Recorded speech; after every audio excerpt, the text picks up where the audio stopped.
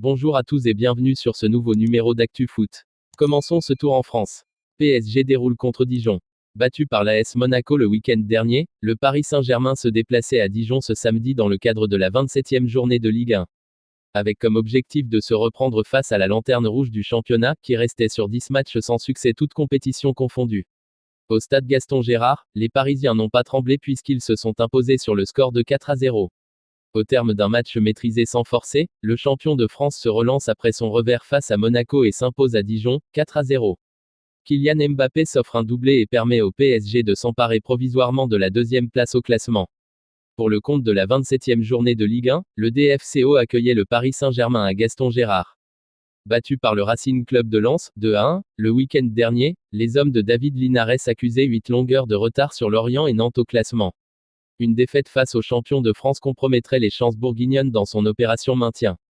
Côté parisien, la défaite concédée au Parc des Princes face à Monaco, 2-0, dimanche dernier avait permis à l'Olympique lyonnais et au LOSC de prendre leur distance. Une réaction du PSG cet après-midi demeurait donc impérative. Passons en Espagne avec le FC Barcelone qui s'impose à Séville avec un grand Ousmane Dembélé. Le FC Barcelone s'est imposé sur la pelouse de Séville, 2-0, grâce à un bon Ousmane Dembélé, entre autres.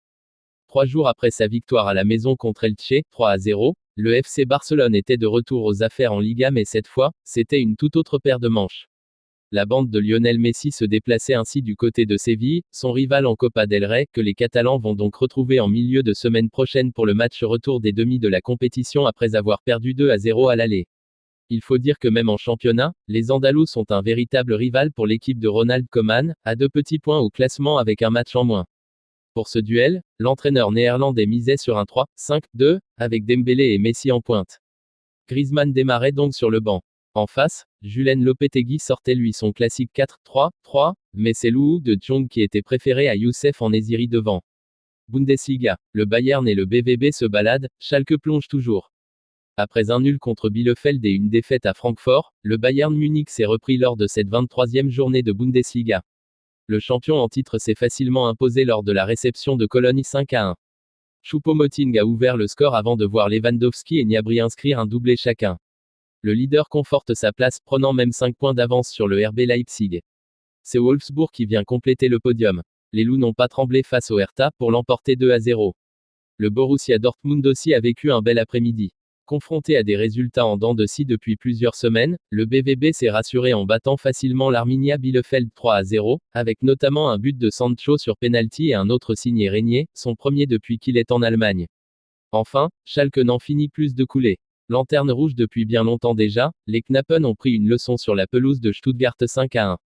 Première Ligue, Manchester City sauvé par sa défense centrale contre West Ham. Ce samedi, ce n'est pas le meilleur Manchester City qui s'est imposé 2-1 contre West Ham. Une victoire grâce aux 2 défenseurs centraux Ruben Dias et Stone, qui permet aux hommes de Guardiola d'enchaîner une 20e victoire de suite. Pour la 26e journée de Premier League, c'est un Manchester City inarrêtable qui recevait West Ham. Les hommes de Pep Guardiola restaient sur une impressionnante série de 26 matchs sans défaite, 19 victoires consécutives. Face à eux, les Hammers actuels 4e du championnat et qui venaient de s'imposer face à Tottenham lors de la dernière journée. Pour cette rencontre, les Citizens étaient emmenés en attaque par Kun Agüero, de retour de blessure aux côtés de Mahrez et De Bruyne. David Moyes lui, misait sur sa recrue en forme Jesse Lingard. Merci, c'était tout pour l'actualité de ce numéro. Surtout n'oubliez pas de s'abonner et d'activer la cloche pour plus d'actualités.